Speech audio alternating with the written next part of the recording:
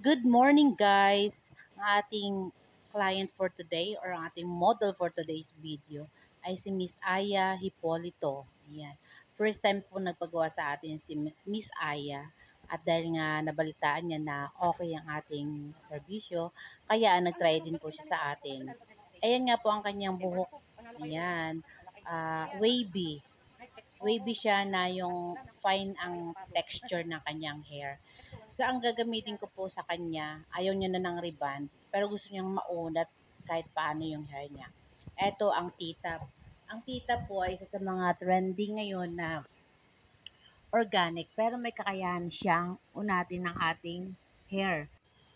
At yung nga pong hair ni Miss Aya ay may highlights din at kakukulay ko lang din, kinulayan ko siya.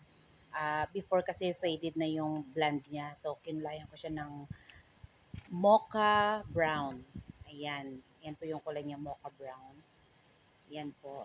So, ang maganda po dito sa Tita Keratin ay may cacao infused.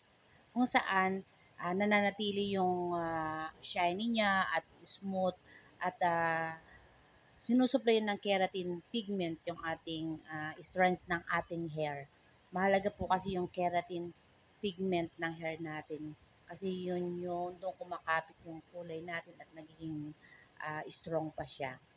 So, ayan po yung result ng ating ginawa kay Miss Aya. Gamit ang T-Top Keratin. Yan, keratin.